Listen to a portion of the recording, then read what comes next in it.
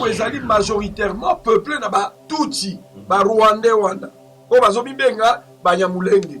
Bango toza majoritaire kuna. Soki lelo ba basala nini référendum kuna majorité ko ba biso to kitoko ba biso autonome. C'est ça stratégie. To yo to ba ndoko bunda te kaka po congolais akomana wana. Non. But ya bituma na biso slogan oyo ba ndoko résumer yango ezalaki Kabila dégage. Kabila dégage ni ko ba ke système na nyonso na batu na ba acolyte na nyonso bango tout ba dégager. C'était ça le but même. C'était pas que ndeko na biso ndazo na le pouvoir, non. Et que ceux qui le lot au malamu malgré ndeko na biso akomi wana Kabila dégagé kakate.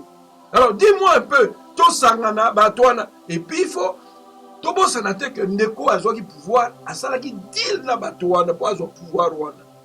Est-ce que ndeko wana ayebisi ba fayulu ba bemba na ba konso ba ndeko biso ayebisi bango contenu ya deal basalaki ayebisi bango jusque là te. Na ina lo baboy pour pas comprendre. Minembo ezali commis officiellement ne balobi territoire commune rurale ya Minembo. Mais batwa ba keza la dimension moko la configuration nango ba tiango eleki Rwanda na munene. Et que la commune de Minembo, la commune de Minembo, elle est Rwanda na munene. Ne ba kateli yango wana. Donc Minembo wana e bandi lelo te. Toujours le béla mingi. Mais avant 1999, Minembo ba deko existait. Minembo a qui existait en septembre 1999. Quand c'est bon, c'est dans Centras TV. Non, non, non. Just Destiné Centras TV. Voilà. Bonjour chers téléspectateurs de Centras TV. Moi c'est Just Destiné Centras TV. Où est la bio toujours Makambato. On a quand il y a Centras TV. Et pour commencer, na bandara toujours que beau aimer, beau partager, beau tindre la baninga nyonso.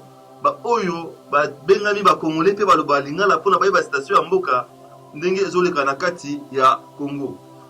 Aujourd'hui, nous allons parler de l'occupation du Congo par les Rwandais. L'autre mona na kati ya mboka na biso ba Rwandais ba komi ko occuper ba poste ebele na kati ya mboka pe ba komi ko pesa mibeko ba komi ko pesa na ba loi na kati ya Congo. Wana to tuna siko Congo ezali ko kende wapi biso moko bana mboka intérêt na biso ezali wapi na kati ya makambo oyo etali situation ya Congo. Na kati ya situation ya Congo, nous allons encore parler de monsieur Roubaix-Roy. Monsieur Roubaix-Roy azali nani na kati ya Congo pe azo s'occuper poste nini na kati ya Congo. Et nous allons encore parler de Moïse, monsieur Moïse Nyarungabo, et nous allons parler aussi problème ya ba militaire, ba officier, ba o baza na kati ya Congo. Et pour commencer, na yambeli bino ba invité bibale o ya makasi o ba yima mboka, o yo balandela mboka jusqu'aux sources.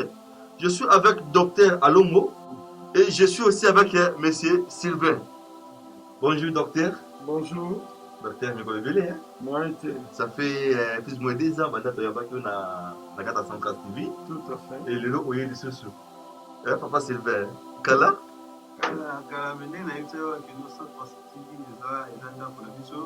et puis, une chose qui est au niveau de combat, il faut faire un niveau de combat total, il faut orienter le combat dans le domaine pour atteindre les peuples congolais.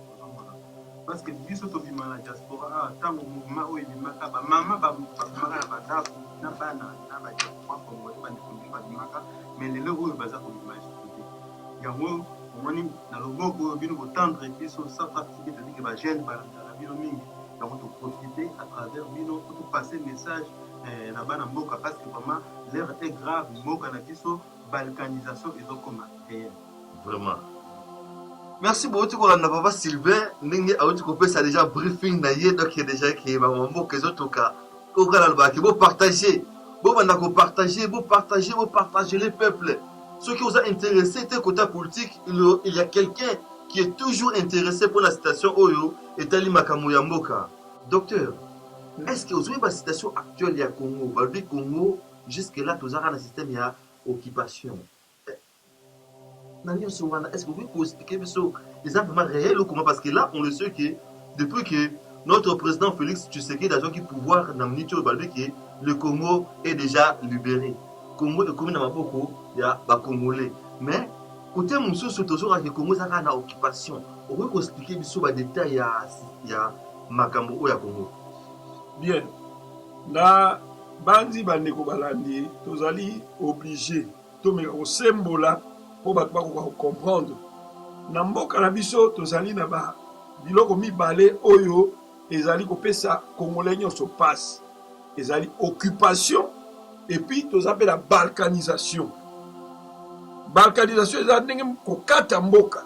Occupation ezali bapaya bakoti na mboka. Effectivement, so totali malamu depuis Afdel akota na mboka na 1997 to 97 ne balobaka en Belgique. Toza komona bapaya ba Rwandais, ba Ougandais surtout ba Rwandais bakota na mboka. Ezali yango tobengi occupation. Tant mopaya akoti na mboka, akomi kokonza mboka, akomi kosala ba loi na kati ya mboka, wana ekomi occupation. C'est-à-dire que mopaya akomi kodicter ba na mboka loi. Alors, ndenge ezali wana na banzi batutu bayebi biso totelemelaka likambo babengi toaka la slogan na biso Kabila dégage. Tino moni ba combattant batelemaka pe batu batelemaka mpona kolibere mboka mpona Kabila dégage. Mais tu es comme on a battu mona mboka mutazu pouvoir Félix Tshisekedi mais toza komona que moto biso totelemela Kabila dégage yango. Kabila dégage ezalaki te Kabila ye moko kaka Hippolyte Kanambe alias Joseph Kabila physique personne physique. On va dire en anglais physical person. Non. Ezali système na nyonso yango to ko résumer on a Kabila dégage. Système ezali ezali baboshab, système ezali ezali ba mende, système ezali ezali bato tout ya ba PPRD FCC tout bato wana nyonso. Ba Obeminaku, ba Matata Ponyo, ba Mova Sakani, ba wana nyonso na ba généraux na ye ba ngo mutu osala système ya Kabila dégage on tout elemelaki. Mais si ko tango ba élection et salami entre guillemets élection. To moni mo la mboka Félix Tshisekedi a eu pouvoir, a commis le pouvoir, a commis président. Parce que quand le président est là, il a le pouvoir peser le pouvoir. Alors, il a commis président. Mais tout le monde a dit qu'il a tiré la ficelle, et là, toujours Hippolyte Kanambe. FCC, il a la majorité dans le Parlement, il a la majorité dans le gouvernement, il a la majorité partout, dans le Sénat, tout. Il a le Sénat, et ainsi de suite. Alors, tout le monde a dit non. Il a le Sénat, Azalani. Nani Tambwe Mwamba waza mutua Hippolyte Kanambe alias Joseph Kabila. Toza komona nani na Assemblée nationale ou la toza komona Janine Mabunda mutuka ya ya bango ya FCC mutua Hippolyte Kanambe alias Joseph Kabila. Donc eloko biso to bano bundisa ezali kaka toujours. Alors il n'y a pas de raison oyo mutu ya solo un vrai patriote mutu azo bundya mboka solo akokoloba ke combat nange sili non. Le combat doit continuer jusqu'à ce que Hippolyte Kanambe na ba acolyte na nyos ba acolyte ezaka ba Rwandais te na ba ndeko na biso ba Congolais oyo nyonso ba soutenir le mal contre le peuple congolais. Il faut ba dégager et ba finir ko dégager parce que combat na biso tozo ko mener c'est un combat juste et que histoire est démontré que bato ba bunda combat moko juste ba finissera toujours ko triompher tôt ou tard. Il y a un moment dit que biso toza toujours dans la logique. Yakobundisa Batwana, il faut Kanambe akende. Alors, compte tenu de l'occupation, occupation, tout ça, comment on a Baroubé Roi, ministre de la décentralisation, Banyarungabo, et Konzi armée, au moins n'a qu'à armée. Ministre, il y a décentralisation. Alors, tout le monde qui paye derrière mon aminé, tout ça. Tout ça, ce sont des choses, Babylone monté de toutes pièces par rapport.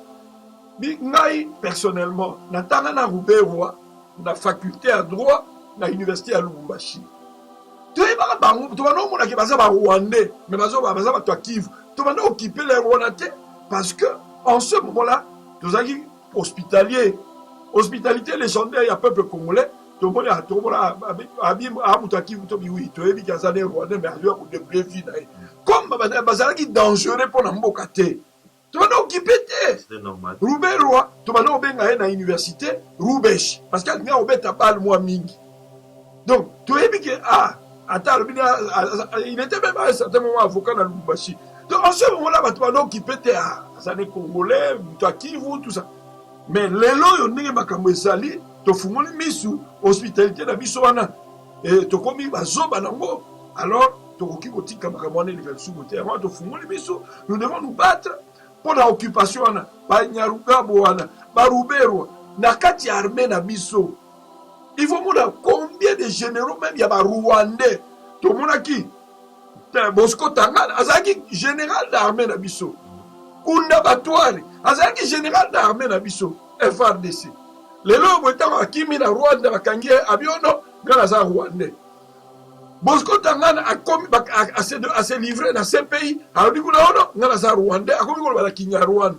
Mais comment yo général na armée à Congo oyeba même lingala te oyeba mulo na biso te 4 langues nationales na biso ayebi te lo côté. Et à mon avis, justement, il faut qu'au Bunda, il faut toujours peuple congolais, il faut tout téléma, makasi, tout téléma pour na ko sikolambo kanabiso. Effectivement, na ko monopoliser parole te, na ko revenir, on a le mapé makambo etali minembwe nenge baza ko banda processus ya balkanisation de la commission aux communes rurales. Donc, nous allons être toujours vigilants, to seka bande bodioso, tout téléma parce que article 64, il y a Constitution la Bisso.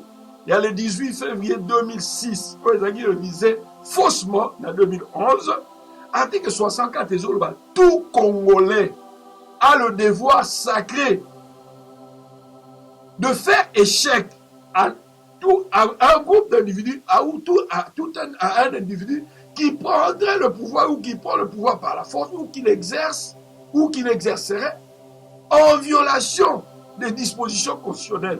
Alors, c'est justement tout Congolais, ezali tout Félix Tshisekedi, tout Fayulu, tout Jean-Pierre Bemba, tout Congolais. Donc, ils ont devoir na biso nyoso, to barrer la route, to mettre fin à l'occupation, to mettre fin, to barrer balkanisation. Ils ont devoir, il y a patriotisme, il y a mboka na biso, il y a Congolais nyoso. Voilà un peu dans le lobby, voilà, merci beaucoup. Là, c'était avec le docteur. Naïbi que tu tapé dans le solo, il y a Minembwe. Il y a 80 000 déplacés par mois dans le mois de juillet. Naïbi histoire, on a docteur de l'eau. Moi, j'ai fait. Le bani ne voit pas que ça par rapport à l'occupation. Ils ont un boka, un docteur a aussi expliqué, mais c'est pas tout pour la question de Nibale.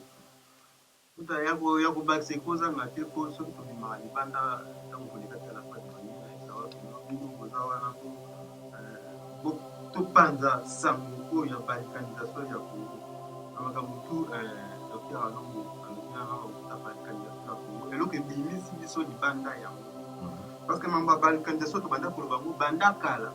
So tangi même na livre ya Kakono na koma bandeko belé ba congolais mususu pe éveillé baza ko publier likamba balkanisation oyo to mali banda ko tambola kote ya balkanisation.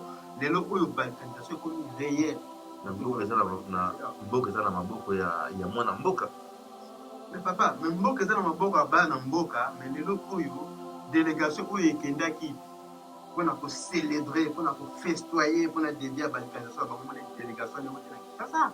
Bato wana bayaki bato ya gouvernement.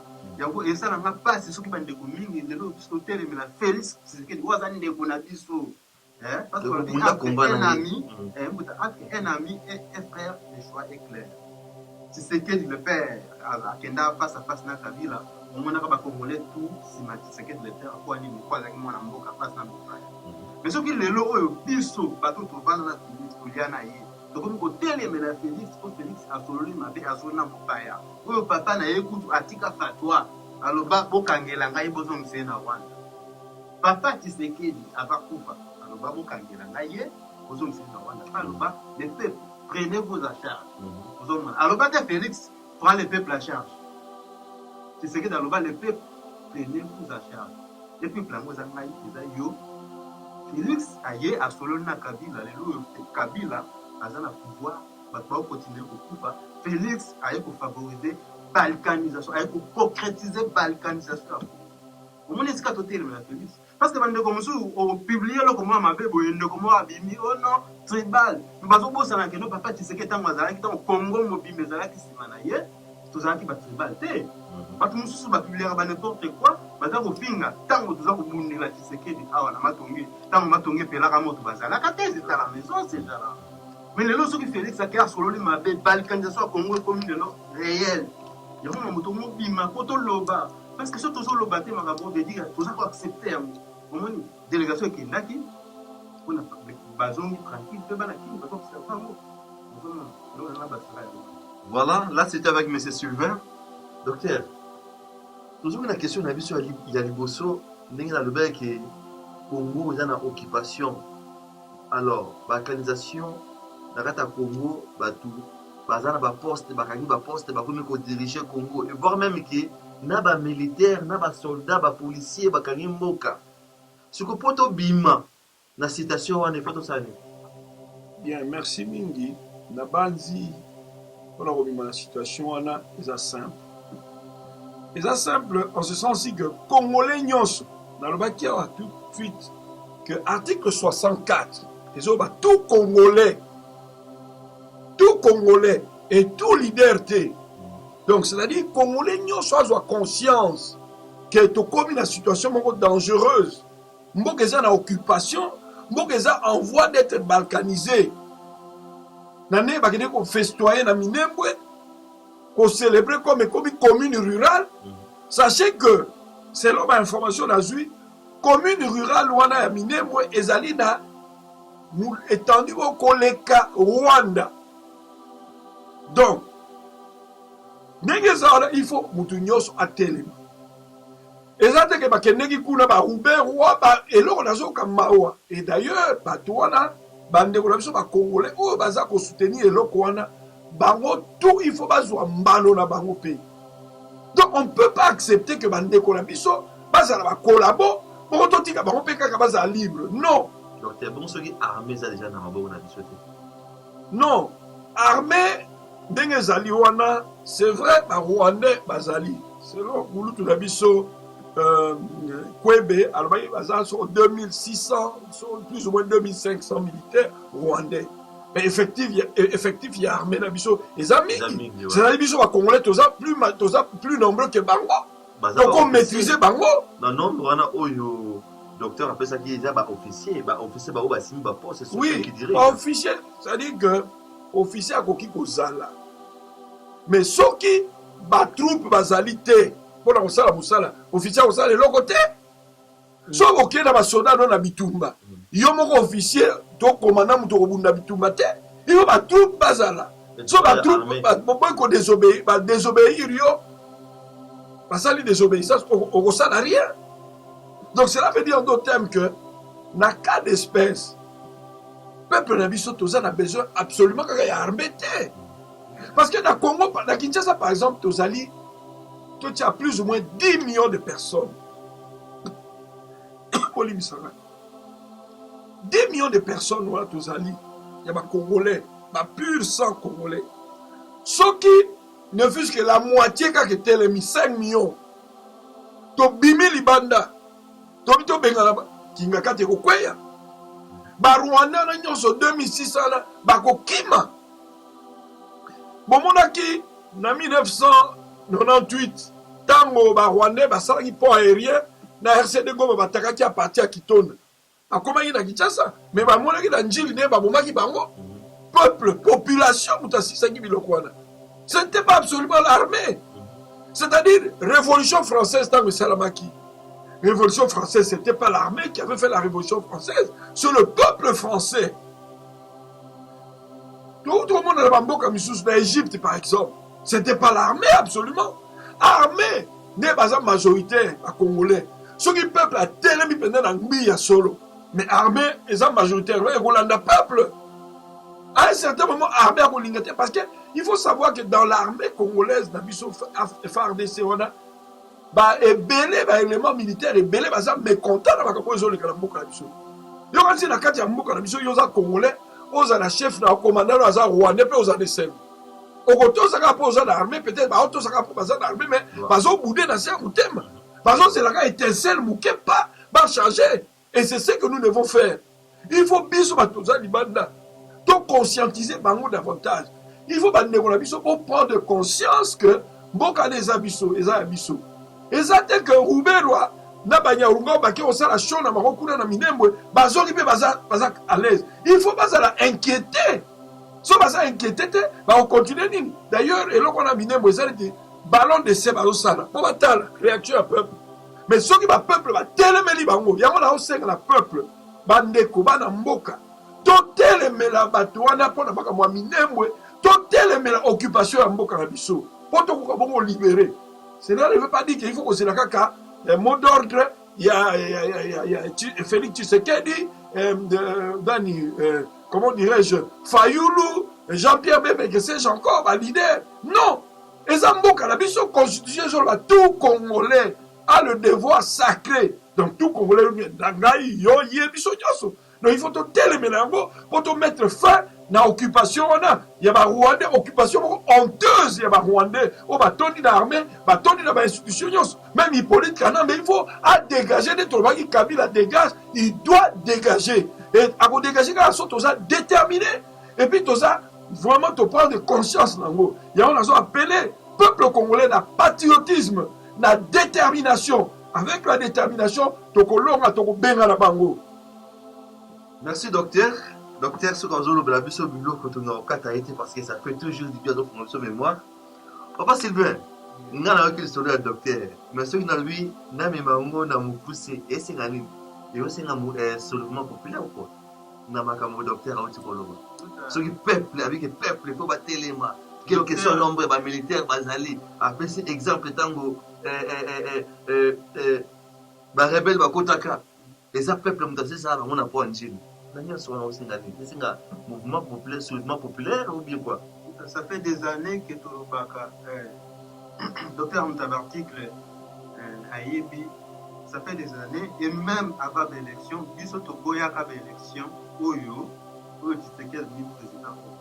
Ceux qui ont mis bien, ceux qui docteur Ayebi, Biso Togoya avait l'élection. Je me souviens, avant l'élection, tout ça, la grande marche, on a tous les hommes politiques. Auto boyaka ba élection et politique oui baka ezuka mais ceux qui bango batango bakena na ba élection ceux qui biso tozaki na sima officialité parce que tomona ki biso to bundela pe mona ke peuple apese bato confiance tant bakena Genève bona biso to bimisa mutu moko donc c'est bon peuple avec na sima na bango biso ba diaspora ta ko obligé pour se plier sima ya peuple pour les suivi na Genève ba vantika salama na Genève. Le lot Félix Abimi, ma vantique ça pour ça les matis le lot oyo peuple fait si biso raison ma congolo ba fingaka ba combattant ba diaspora fait si biso raison pour biso to boyaka ba élection on savait que ça allait finir comme ça d'une manière ou d'une autre parce que ba salaka élection c'est pendant que le pays est occupé et le lot de l'élection salemi jusqu'à présent balkanisation de commis pour ça je veux dire le seul et l'autre peuple congolais a ticali dans le soulèvement vis-à-vis de la classe politique congolais médiocre au bazo où est la kama pour na bango docteur Alongo je m'excuse pour répondre à me dire peut-être que on t'a article même sur un jour il m'a comme politicien mais ce qui le l'autre comme boye pona médiocrité la classe politique congolais a battu soi-disant mayelo batanga classe vous en même bato bundeli awa maman Liliane, maman Sangara, maman Lili, Robert Ampunda, même ma doit sortir, même ma bimi, avant na Congo, Congo à la balkanisation, qui a lobby. Fayoulou Ayaki a Watoyami, le Kola Mokonzi, Tramoussi, Félix, c'est pas le président. Les lois au Congo, balkanisé officiellement, vous êtes du monde. Fayoulou la lobby. Ma politicien congolais médiocre, on a Obazo, la Maboumuna, Bango, le Timbeli Bango. La moto tozo n'est pas peuple congolais pour peuple à comprendre que Fayoulou a congolais, Tshisekedi a congolais, Yo a congolais, Ngana congolais, Bissonnion se devant le Congo, on a le même droit. Et que tout le monde côté va groupe monté individu va cause en boucle en otage, soi-disant parce que bah politicien, soi-disant parce que bah Kentucky classe au monde la côté ça qui va vous mailler le col ordinateur, bah c'est capable même à défendre toi là-bas. Bon, y'a quoi c'est ça la tembuta. Pour moi, ça aucun de quoi la bataille. Ce qu'on doit aux hommes, le peuple congolais, à la Mukaraponga comprendre que non, politique ko la mkana tongo ta asali magie ta mwana jeep na ta mwana monga population pendant que toi tu meurs yo ki betele maboko mutona ke so na baba c'est qui est grave ça qui pense que zo ki pas peuple pour peuple congolais comprendre tozongi pas peuple pour peuple comprendre que non Congo eza ya biso ça va politique ta mwana jeep ala muki na tongo boye akomi na jeep mamungo ya 16 millions yo zangi même monga tomate et le boko betele mutona maboko. Il est temps que le peuple se révolte parce que mon Kimomé c'est Kabiso. On a dit que nous, il y a pas de saison, on a toujours dans Mambo Katé. Vraiment, on est là qui, monsieur Sylvain, papa Sylvain, il est vraiment dans le danger. Donc, il n'y a pas de docteur.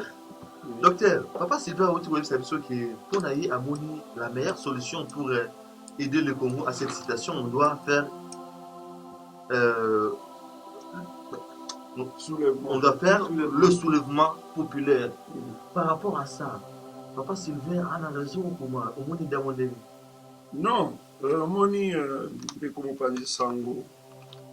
Situation à Congo n'engezawana. Ils ont fait une révolution. Révolution, on va bien un soulèvement populaire. Vous êtes d'accord, non, papa Sylvain? Naza à 100% d'accord naï que n'enge bato zawana et que normalement, peuple congolais va compter mingi sur ba leader T. Ba leader politique wana, tu remarqué que mine bozo s'est passé. Bazo ça la action beaucoup de grande envergure, t'es pas inquiété bato ba osa biloko de wana. Précisément vous dire quoi Rouberwa. A osa biloko de wana, azo tamulane la Congo. Mais c'est grave même ba soda. Ba soda bo kataki ndai, bo lapaki ndai na sia drapeau pour na ekolo. Mutu azosaka na mboka na bino mopaya azosaka na mboka na bino ndenge bozotala ye. Mais il faut mettre hors d'état de nuire soldats. Peuple congolais naza kosenga na bino totelema mpona likambo oyo. Minembwe ezali création moko montée de toutes pièces à partir de RCD Goma dans septembre 1999. C'est à partir de ce moment, avant 1900, de septembre 1999, Minembwe va dire existait. Au moins des projets là-bas, au moins des projets là-bas, on dit Babandaka. Les aguilles de manière provisoire dans 1999, en 2018, le 28 novembre, a eu décret par, comment pourrais-je dire, Boubert Boutaïti na base d'Ango. Alors, toujours qu'il y a un niveau, comme il est là, commune rurale, officiellement, ambassadeur, l'ambassadeur des États-Unis, MONUSCO est intervenu, tout ça, peuple congolais, bandouye, il y a Kivu, Moussimame, Moussiache, Balebantou, Babebe Inchietu. Il faut qu'on libère Inchietu. Tout Kubanaume, inafaa tushimame juu ya inchi. Hatuweze kuacha inchi yetu namna ile. Wageni wakuye kwetu wapate udongo ile njo tunakatala. Ifo tusimame wanduku wapenzi. Ni inchi yetu. Banyarwanda bawezi kuia kwetu, banakamata budongo, banakuwa banapata budongo, banapata fasi kwetu ni Minembwe commune rurale. No wanduku, musimame. Musimame, tusimamie bale bantu banyarwanda atakule Kinshasa.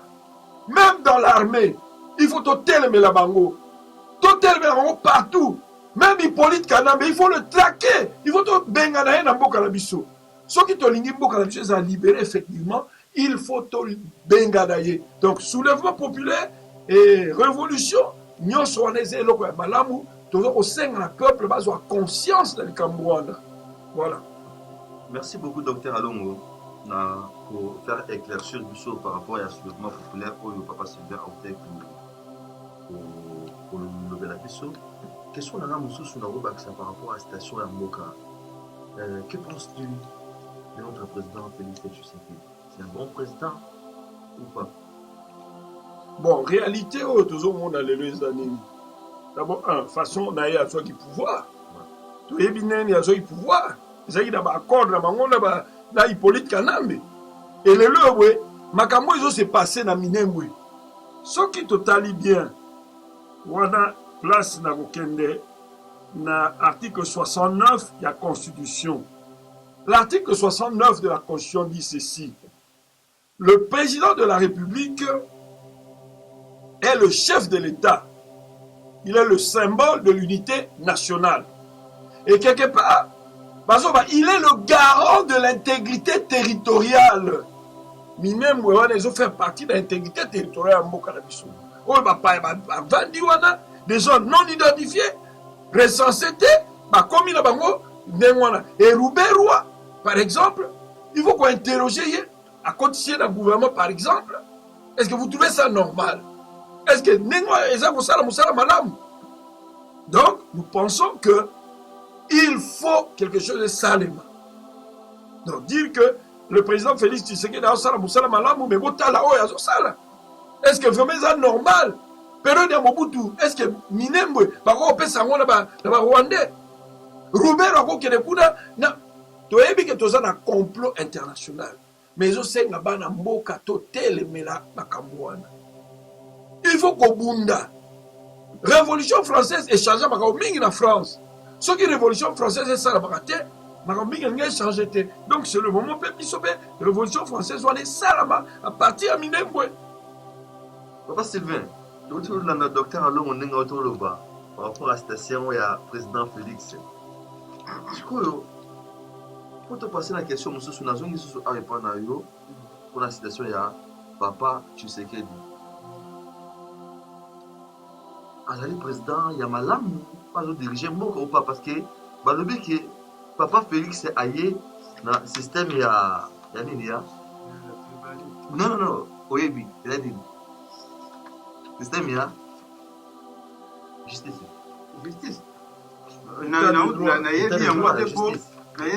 Parce que l'état de droit, c'est sa question. L'état où papa a coûté l'imboka, notre président a coûté l'imboka.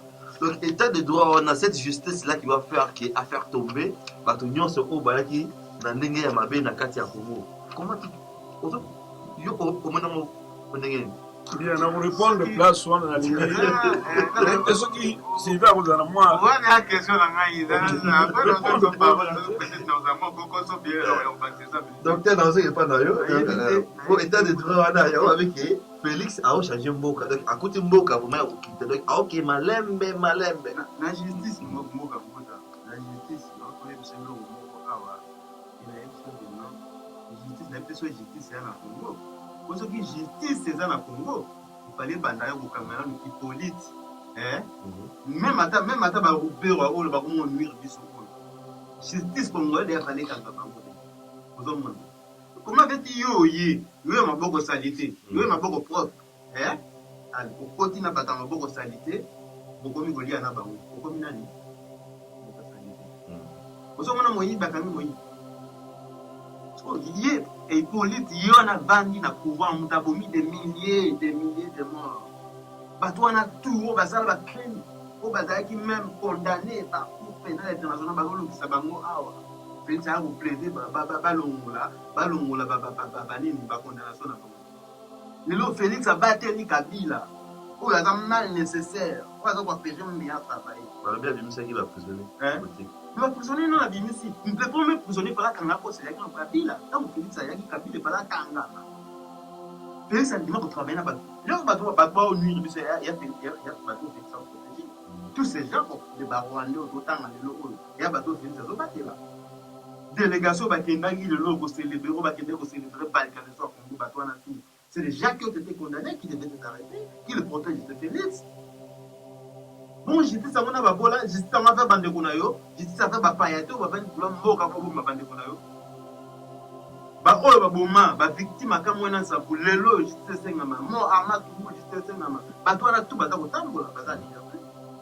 Bon, justice à moi, ça va y Mtaïbini. Voilà un peu de il n'y a pas encore de justice au Congo. Merci à vous, Sylvain. Oui, dans ce docteur, alors, parce que le docteur, vu qu'il y a des blocs au Moko, il y a certains sur un. Docteur, est-ce que vous pouvez expliquer plus par rapport à l'état des droits au niveau c'est ce qu'il dit, agir pouvoir, avoir maman pour qu'il y ait des gars à beauté, parce qu'à côté de Mboka, on a été en sous. Il y a ce qu'on avait même un état de droit, Ok, malembe, tina objectif nae. Papa, on peut qu'on organise par rapport à cette citation. Bien, merci mingi. Na ina loba une chose. Hein. D'abord, il faut te ma malam. Ndenge eza wana état de droit. Bato bazoba état de droit. Mais lelo oyo boye toza komona état de droit ndenge ezali wana na état de droit toza na respect ya démocratie, respect ya ba loi, ok, justice ezosala mosala yango normalement. Et je me pose la question de savoir si vraiment au Congo il existe une vraie justice, une justice redistributive, une justice équitable. Mais alors, toujours pour le bateau état de droit, mais dit Hippolyte Kanambe alias Joseph Kabila a commettre un crime, il y a génocide, un crime contre l'humanité, un crime de guerre, et a participé même dans un crime d'agression en Mokanabisu. Mais dit, un crime ouana, selon article 29, il y a statut à Rome, il y a le 17 juillet 1998, un crime ouana est imprescriptible selon article 29. Et les Golbanini, tout ça n'a fausse commune ya Malou. Azana base ya liwaya Armand Tungulu, liwaya Chebeya, liwaya Rosimu Kendi. Bilo kwa nyo ba adepte ya Bundu dia Congo, ba adepte ya Bukungu Bila, bato akamwena sampu. Tout ça dans deux agents ya ONU. Il est à la base de liwa bato ala nyos. Donc à sali ba crime contre l'humanité. Enfin, le crime de génocide, article 6, il y a statut à Rome, il y a le 17 juillet 1998. Article 7, crime contre l'humanité, la fausse commune à Maluku, la Sambi ça a été. Et puis, Moutouane, on a Azako Tambola. Et puis, non seulement ça va John Numbi, on va participer à la Liwa et Tchebeya, ça en liberté, ça Tambola. Alors, état de droit, nous avons parlé de l'état de droit. L'état de droit, c'est à double vitesse. Pour ça, l'état de droit, pour ça, ça n'a pas mokia, mais l'état de l'autre temps, Hippolyte Kanambe, à Boma Batou, non, il est Azadé en liberté. C'est ça l'état de droit. Dans l'état de droit, moi déjà, à côté, c'est. Et puis, dans le Bible, état de droit, ma victime, il n'y a pas Kamona Sapou. Non, tout ça, Kamona Sapou. Ma victime, il y a Bukungubil. Ma victime, il y a Bundu Diakong. On a tué des gens. Barossi Mukendi, Barman Tungulu. Bato batelema pour le peuple congolais tellement la loi électorale wana au moment on a janvier. Donc bato on a tout bakedeka boy Hippolyte Kanambe bazane libre. Zoé Kabila, Zoé Kanambe aboma soda roulage na rond-point ya Sosimat à bout porta betaille Massas. Mais il est là. A comme gouverneur nani a tchaké gouverneur nani a ko voter. Moutulokwa nani Jeannette Aza lelo Jeannette Azali na parlement. Est-ce que Daniel a voté comme député vraiment? Donc, alors, si on a tout, alors nous avons parlé de l'état de droit. Ça, ce n'est pas l'état de droit. Donc, tout ce recadrement malamou, au lieu que tout parle, on parle des choses qui n'existent pas, au état de droit, au malem. Mais vous devez savoir que le président Félix va faire 2 ans depuis qu'il a commis président. Alors, bien, vous dit que 2 ans, ils ont déjà presque moitié à mandat. Il y a président de la République. Enfin, moitié à mandat, président de la République, va s'en à 4 ans. Alors, donc, mandat à 4 ans, 2 ans aussi, on s'en dit déjà la moitié à mandat d'ailleurs. Alors, dis-moi un peu, si quoi, jusque quand? Hippolyte Kanambe a fait un crime grave de moi, a toujours en liberté, presque 2 ans. Non, Badeko. Moi, je pense que le peuple congolais, il faut compter les sous sur la politicienté, il faut compter les sous sur la douté, il faut compter sur Binomoko. Le peuple congolais, il faut mettre fin à l'Okowana. Je pense que c'est comme ça que l'état de droit va s'instaurer. Tant que la Révolution française de Salamaki, après la Révolution française, tout va commencer à la loi. Voilà, c'est un peu ce que moi je pourrais dire. Merci beaucoup, docteur Alongo. expliquer biso système oyo ya état de droit ezoleka na kati ya Congo. Nazongi na sujet moko oyo tobandaki kolobela dès le début ya émission na biso système ya Minembwe. Makambo ezoleka na kati ya Minembwe toyoki ebele mpo biso tozali awa. Ngai nayoki ebele nayoki ke il paraît que ba viol ezoleka kuna ya mabe, les gens se déplacent chaque fois, ba peuple bakomi nomade. Na nyonso wana ni na ngoloba par rapport à cette situation là. Ezoleka na kati ya mboka. Bien, nalingi naloba une chose. Article 69 de la Constitution le 18 février 2006 où ils ont régi le Congo. Et là, ils révisaient, faussement révisé en 2011. Ils ont une perfection ébélée. D'ailleurs, ceux qui, par exemple, veulent qu'ils aient libéré, effectivement, il faut que tu aies une commission constituante, comité pour rédiger la constitution parce que la constitution. Parce que la constitution, c'est quoi? La constitution, c'est là, ils ont reflété aspiration à peuple, volonté à communauté, volonté à collectivité. Il y a une constitution. Mais ce constitution, en dehors, il y a volonté à peuple, ils ont sous constitution. Alors, tango, tout ça, tala, makambola, tous les cas, que Batubasoko agir en dehors de la constitution, c'est vraiment regrettable. Et que, à ce moment agir, conduire, en dehors de la constitution, article 64, ils ont la constitution, ils ont fait ça, ils sont konzo. C'est aussi la résolution 15-14 du 14 décembre 1960. Le droit des peuples à disposer de lui-même. Donc, le peuple à disposer d'eux-mêmes. C'est-à-dire, le peuple doit se libérer. Il y a une résolution à la Nations Unies, et pour ça, ton konzo, ton pouvoir d'un peuple, à colonisateur. C'est à partir de la résolution que tout le monde va vague indépendance, va indépendance et souffle qui. Pour résolution, que ceux qui peuple ont lutté pour l'indépendance, ils ont limité, ils ont normal. Donc, nous devons lutter en nous appuyant sur la résolution 15-14, ou en 1961, et puis sur l'article 64. Ils ont fait ça pour pouvoir faire Yarobunda. Donc, la résolution 15-14, ils ont droit à autodétermination à peuple. Donc, si le peuple est martyrisé, le peuple est, comment pourrais-je dire, maté par la force, dirigé par la force, ce peuple-là a le droit. On se libère soi-même. Donc, c'est là que on libérer. Congolais, on a lancé appel au peuple congolais. Totelema wanduku musimame juu nchi yetu inaenda. Bana betu bana Kongo jukai bampangi ya luzolo betu tela masamu bwala na betu mekwenda bandeko ba bolingo totelema bisika biso tozali po ete tokoka ko sikola mboka na biso mopaya botoko ya ko sikola mboka na biso te biso moko tala ndenge mboka ekomi soki totelemi te balkanisation ekosalema yango na banzi bandeko wanduku yetu ya Kivu musimame musiba ache bafaye balkanisation ya nchi yetu.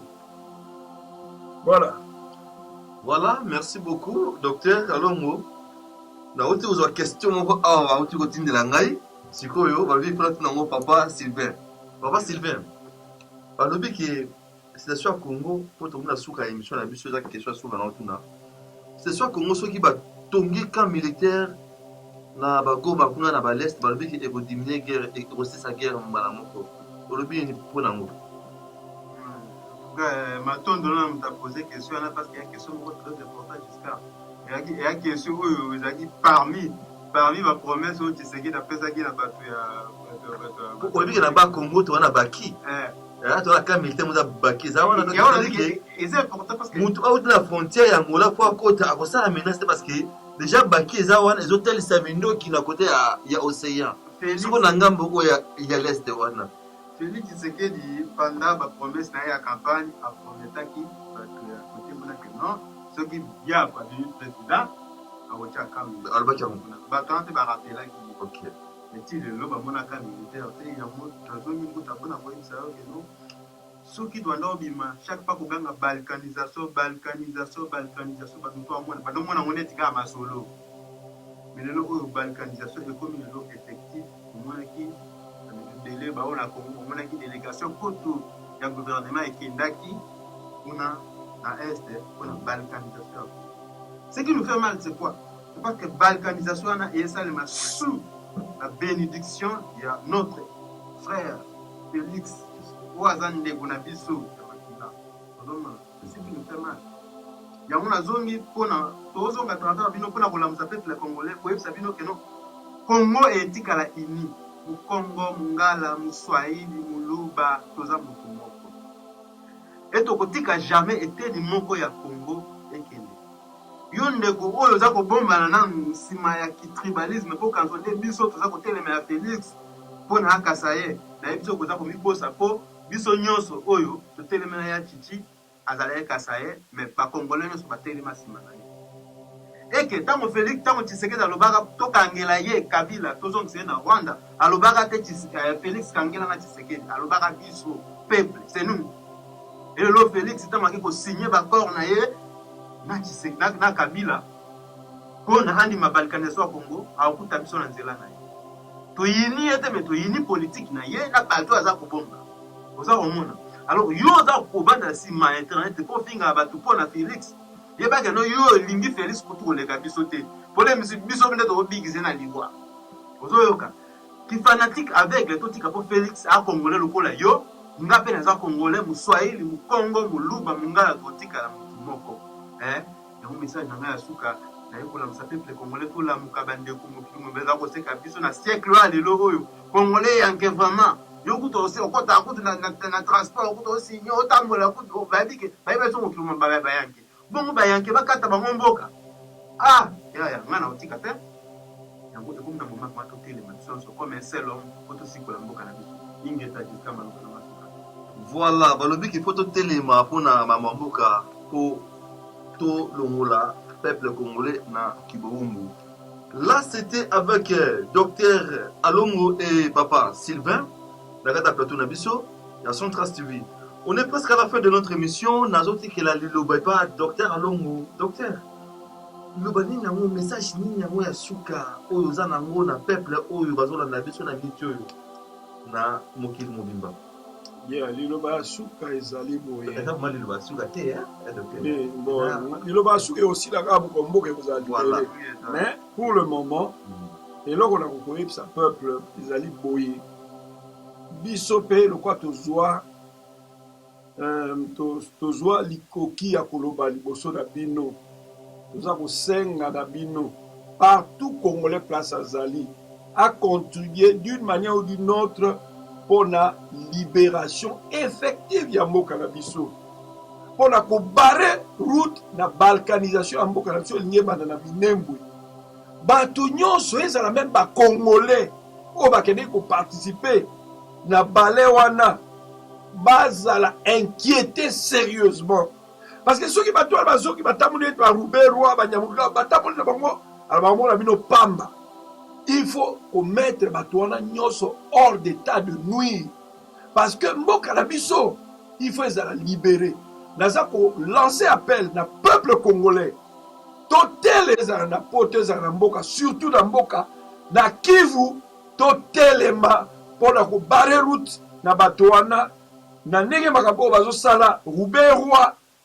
il faut azala mis hors d'état de nuire ezala nyarungabo ezala ba militaire officier ou ba généraux baza na kati ya armée na biso baza même pas identifié il faut ko barrer route soldat ya solo congolais telema pona mboka na yo bigisa mboka na yo effectivement il faut soulèvement populaire il faut ko barrer bango chemin la seigne na peuple congolais tous à la plus que déterminé unis et toko kaboko kobunda pour mettre fin na mbilinga wana.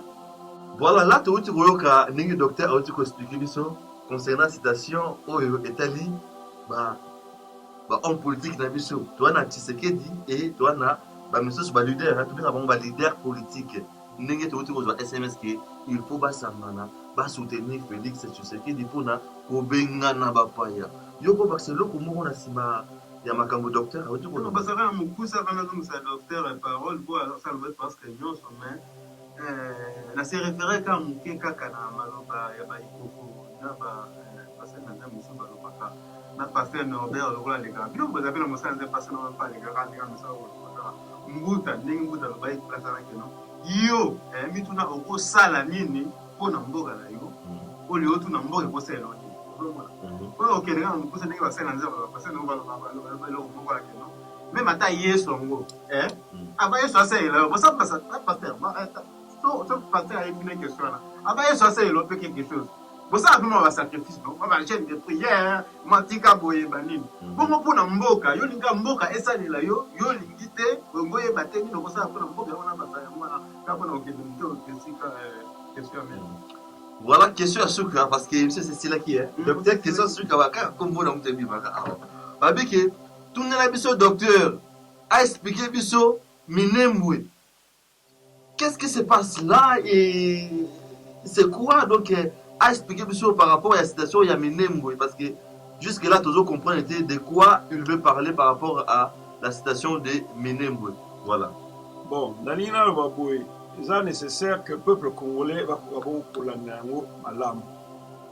Lelo on parle de Minembwe, commune rurale, bakene ko festoyer kuna, balai moko diplomatique et salami, même ambassadeur États-Unis à se retrouver kuna, autorité, il y a Mboka, il y a Outi Kinshasa, kuna, même autorité militaire. Pourquoi seulement cela na Minembwe alors que commune Misupe ezali.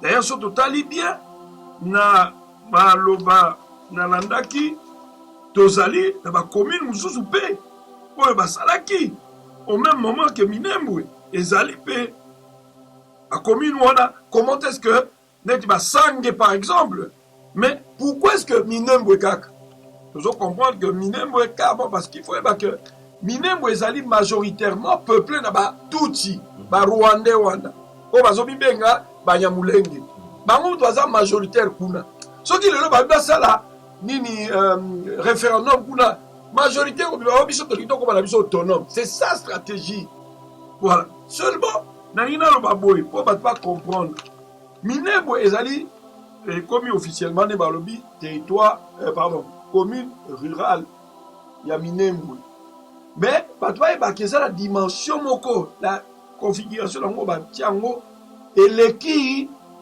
Rwanda na munene et que la commune de Minembwe la commune de Minembwe eleki Rwanda na munene ne bakateli yango wana donc Minembwe wana ebandi lelo te tozolobela ngo mingi mais avant 1999 Minembwe badako ko exister te Minembwe eki ko exister na septembre 1999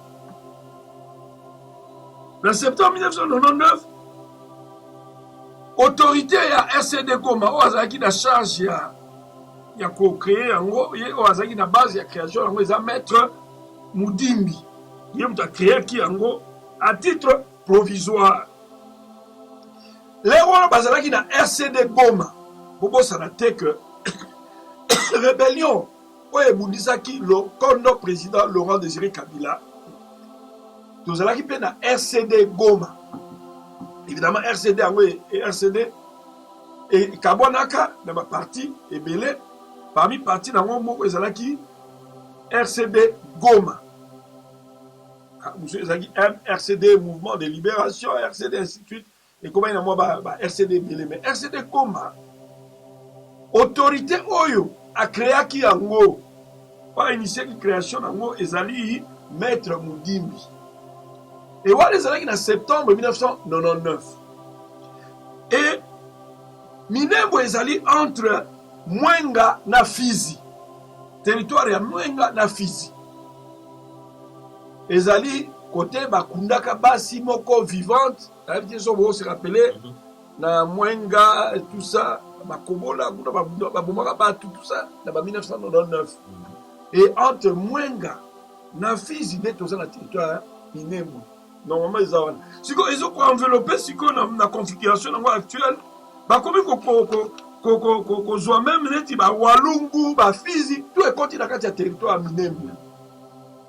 Alors sikoyo boye Minembwe wana ekomi officiellement commune rurale et que normalement Minembwe décret oyo ezalaki instigé d'ailleurs na base na ezalaki Ruberwa ye mutu azalaki na base ya décret oyo ekreaki territoire ya Minembwe le 28 novembre 2018.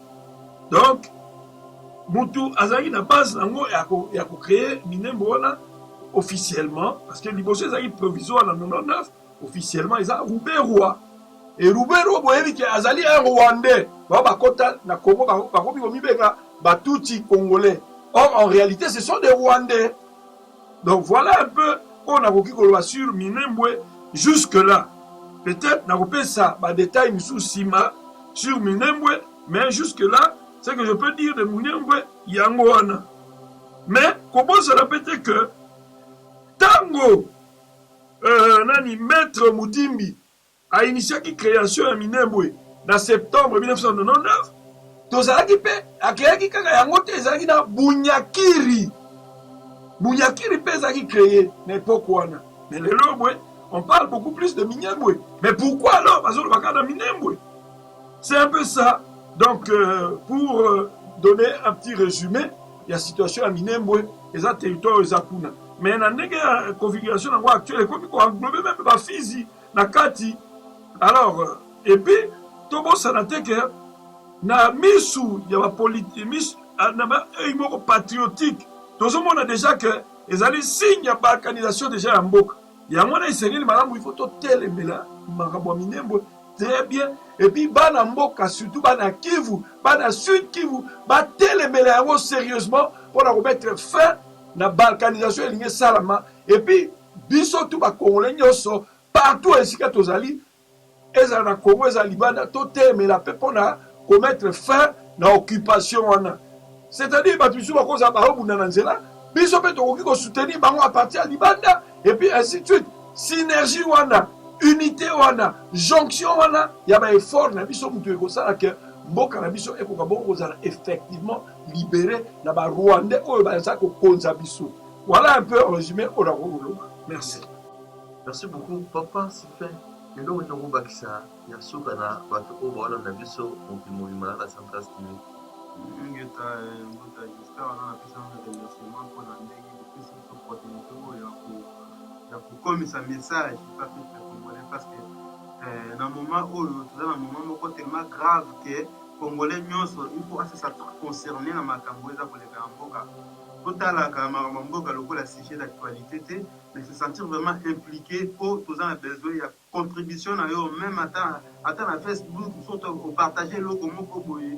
Il est temps vraiment ba congolais tous en la comme un seul homme pour tout le gouvernement libération en mboka na biso et puis tout est la balkanisation na biso balkanisation en mboka na biso to ande ko lo banda ka lelo ekomi vraiment réel et tout ça comme on a yango mais tout ça comme on a yango mais tout ça ko commenter kaka comme si to ezamboka ba nous faisons partie de notre pays to buta na mboka wana laisser les locaux to kotika ba na biso ba koko na biso za mboka wana et n'oublions pas jusqu'à que mboka wana Congo bakoko surtout kuta yango parce qu'il y a des gens batu mususu bazalaki na sima o babundaki komboka netika donc biso pe ezana droit pe devoir na biso ya kokunda poto tika pe Congo biso biso to kuta yango ozomona za lopango ya mutute o ma bino rola rola bakay pate ka monda te on a parti ya patrimoine ça fait partie ya mboka na biso ya kotika la boko na biso te kanyo se bateka ekolo te ngeta. Voilà, tout le monde a souka émission na biso na ce message moko awa et vous voyez là nga balobina tuna docteur Alomo. Docteur, oui, balobi na moment oyo tango to bandaki ko bunda pona papa Tshisekedi azwa pouvoir na kati ya Congo, bien pas papa Tshisekedi tango to bandaki ko bunda congolais azwa pouvoir na kati ya Congo, to lobai ke betu nyonso betu kele bampangi. Donc ezo ki pete ke muluba mukongo muswahili to mututu. Mais malgré citation nenge euti koleka nenge bakomi awa malgré citation nenge euti koleka que Tshisekedi azwa ki pouvoir, qu'est-ce qui manque que Monsieur Fayulu na babemba basangana pona ba soutenir na ndeko na bango po toziki na posa ya Congolais d'abord à un pouvoir. C'est-à-dire que si on a poussé Papa Fayulu, Katumbi, tout le monde, il faut que tu vas soutenir Tshisekedi pour tous les grands étapes pour autoriser la élection parce que l'idée c'était d'abord qu'un Congolais doit aller là-bas au Congo à son pouvoir on est on a biso et donc nous va ça pour retirer émission la mission. Bon, on a dit que ndeko azo se tromper moi moké. On dégoye ba que tozola to ba ndoko bunda te kaka po Congolais akomana nuana non.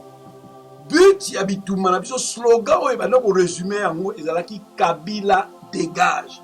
Kabila dégage ni ko ba que système na nyonso na batu na ba acolyte na nyonso bango tout ba dégager. C'était ça le but même. C'était pas que ndeko na biso ndazo dans le pouvoir non. Et que ceux qui le lot otala malamu malgré ndeko na biso akomi wana Kabila a dégagé kakate. Alors dis-moi un peu to sangana batwana et puis il faut to bosana te que ndeko azwaki pouvoir asalaki deal na batwana pour azwa pouvoir wana. Parce que ndeko wana ayebisi ba Fayulu ba bemba na ba konso ba ndeko biso ayebisi bango contenu ya deal basalaki ayebisi bango jusque là te. Et puis na ko chuter na ko loba boyker ndenge tozali awa. Ce n'est plus une question ya Fayulu, ya Bemba, ya Tshisekedi, Félix, ya non. Ezali une question ya ba Congolais nyonso. Nazo répéter encore toujours article 64 ezoloba tout Congolais a le devoir sacré ya ko défendre mboka na ye. Ezali Fayulu te, ezali Félix Antoine Tshisekedi te, ezali Bemba te. Même yende ko azo komanda, asa na devoir ya ko sala quelque chose. Denge président mo bana olobabi komi tout na terre oyo yo ko sa pour mboka mais tout na de ne tout na terre mboka ko sa la pour na mais tout na de oyo yo ko sa la pour mboka na yo qu'est-ce que tu peux faire pour qu'est-ce que tu dois faire pour ton pays c'est ça justement et là c'est la terre que bande ko ba sangana donc cela veut dire que ceux qui le bande ko par exemple ba kufi ba ngonyo so donc to terme les sous mboka te to ko bundela les sous mboka te et même biso ba to bundela mboka to za éternel te to kende donc il faut tout passer flambeau. Il y a patriotisme, il y a lutte sincère et pas il y a bada nabiso, ma koko nabiso, on va continuer tout le monde, on va continuer tout le monde. Mais si on te dit que tu peux savoir absolument et pas d'engagement, si on va sur la koufi. Les alités kaka Fayulu, Bemba et que sais-je encore, bah leader bazana mboka, ba terme na mboka. Même yo ndeko ozo poser question même biso nyonso et c'est le moment d'ailleurs. Oh, ils ont 5 à tous unis et puis déterminés pour la Mokarabiso. Donc voilà un peu la réponse dans Angoana. Merci beaucoup. Là, c'était avec le docteur Alongo, na Papa Sylvain, na Kata Plateau, le solo, il y a politique. Restez connectés, restez branchés sur Centras TV. Tu vois la mission Maramboya bien, tu vois la vidéo Maramboya bien. Et te solliciter, mais tu as les sources prochainement, notre docteur Alongo, parce que nous allons parler du partage de l'Afrique. Donc, tu as les solos Afrique, tu as Afrique, et puis tu as Congo. Tu as Congo, ils ont 1800, tu as Congo, ils ont 1900, et tu les locaux. Donc, vous avez déjà partagé, vous kabula la bande konyo, sur place Bazali, parce que Bisson Abino, tu as toujours à chaque semaine. Merci beaucoup, et pour finir, je salue la personne qui est derrière nous, qui nous soutient, c'est Pasteur Norbert, merci beaucoup pour être notre caméraman aujourd'hui dans notre régie. Et je remercie aussi tous nos fanatiques et tous mes collègues qui sont là pour nous soutenir. Et on se voit à la prochaine. Merci beaucoup. Ciao, ciao.